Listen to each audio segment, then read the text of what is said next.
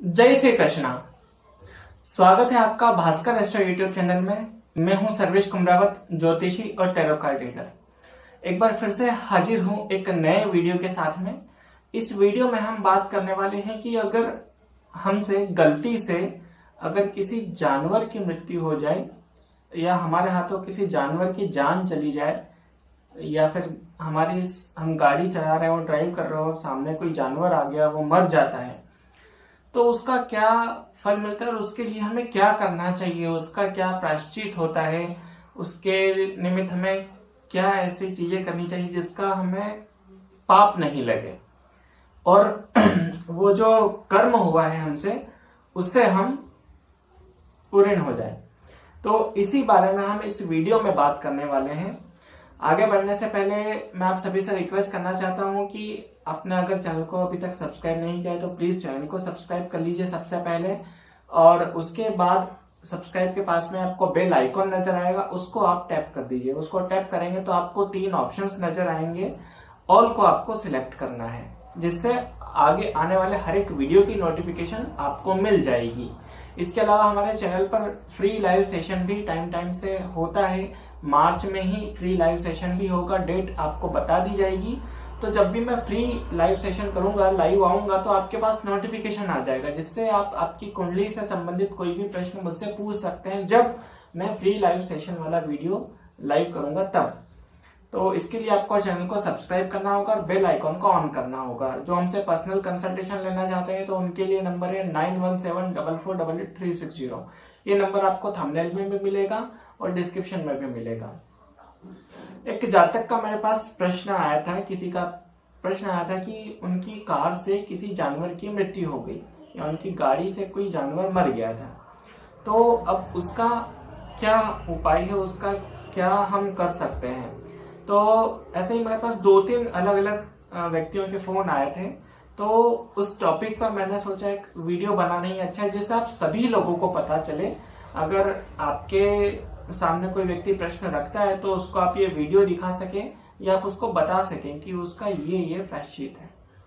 चलिए, ज्यादा समय आपका मैं नहीं लूंगा और सीधे टॉपिक पर आता हूं मैं कि जानवर गाड़ी के नीचे आ जाए तो उसका क्या उपाय है, क्या प्रायश्चित है ना।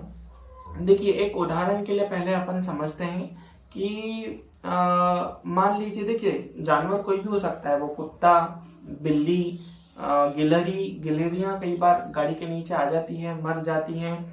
इसके अलावा चूहा या कोई भी अन्य जानवर हो, बंदर हो, तो ये हर जानवर किसी न किसी एक ग्रह को डिनोट करता है। एक किसी न किसी 9 ग्रह जो हमारे ज्योतिष में है उसके अंतर्गत आता है।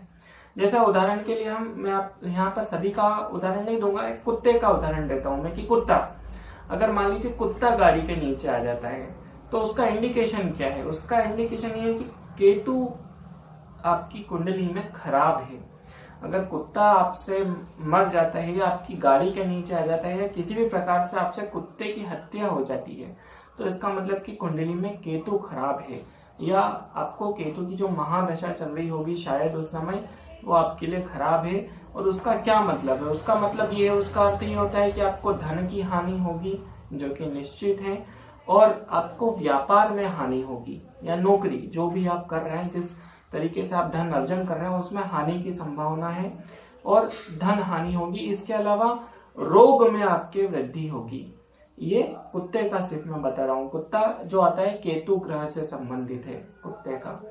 तो इसके लिए देखिए, हमको क्या करना चाहिए। मान लो अगर कुत्ता गाड़ी के नीचे आ जाता है या किसी भी प्रकार से कुत्ते की हत्या आपसे हो जाती है, तो उसके लिए आपको काले या सफेद तिल 7 बार, आपके अगर आपसे हुआ है ये कर्म, तो आपके जिस व्यक्ति से भी ये कर्म हुआ है तो उस व्यक्ति के ऊपर से काले या सफेद तिल लेना है आपको। या तो काले तिल लें या सफेद तिल लें, जो भी उपलब्ध हो, उसको उस व्यक्ति के ऊपर से 7 बार आपको सिर से पैर तक ऐसे उतारना है और फिर उसको बहते जल में प्रवाहित करना है। मतलब कि जो भी नदी हो, बहता जल हो, वहां पर वो तिल आपको छोड़ देना है बहते पानी में। इसके अलावा देखिए, कुत्ते की हत्या हुई, इसका मतलब कि केतु शांत, मतलब केतु खराब है, केतु की नेगेटिविटी आपको ज्यादा मिल रही है।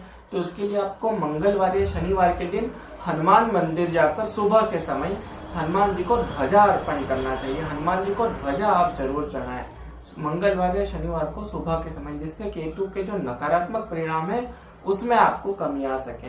अब देखिए, अब अन्य जानवर जैसे कि गिलहरी, बिल्ली, बंदर या चूहा या कोई भी अन्य जानवर अगर आपकी गाड़ी के नीचे आ जाते हैं या फिर किसी भी प्रकार से आपसे हत्या हो जाती है, तो जो गरुड़ पुराण में लिखा है, मतलब ये मैं नहीं कह रहा हूँ, ये गरुड़ पुराण में लिखा हुआ है कि अगर आपसे किसी भी जानवर की हत्या हो जाती है, अगर आपसे वो गलती से हुआ है, आपने जानबूझकर नहीं किया है, अगर आपसे गलती से हुआ है तो उसका आपको पाप नहीं लगता है ना।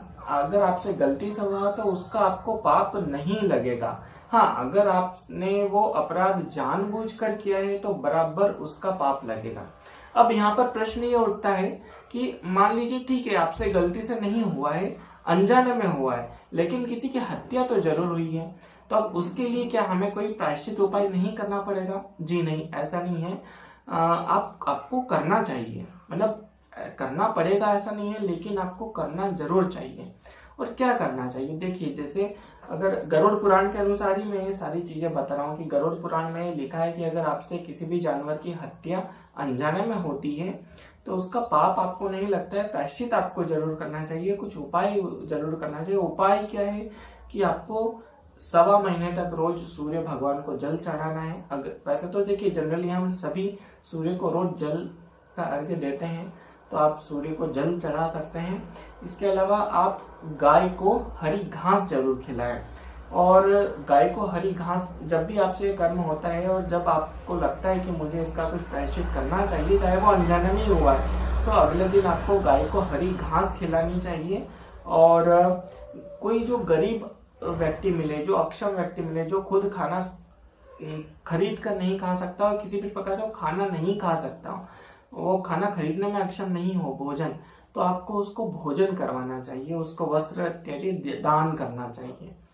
और एक होता है कृष्ण व्रत, जो स्पेसिफिकली होता है कि अगर आप किसी अपराध से मुक्त होना चाहते हैं जो आपसे जाने या अनजाने में हुआ है, तो उसके लिए कृष्ण व्रत आपको करना चाहिए। कृष्ण व्रत कैसे करना चाहिए आपको? देखिए, आपको 3 दिन तक, ये व्रत 3 दिन का होता है, आपको 3 दिन तक अन्न का त्याग करना चाहिए। आपको 3 दिन लगातार अन्न नहीं खाना है। फिर आपको क्या खाना है? जो व्रत में चीजें जो ली जाती हैं, दूध, फल या जो फरियाली जो चीजें होती है, तो वो आप फरियाल ले सकते हैं, दूध, फल वगैरह ले सकते हैं, लेकिन अन्न का आपको 3 दिन तक लगातार त्याग करना है।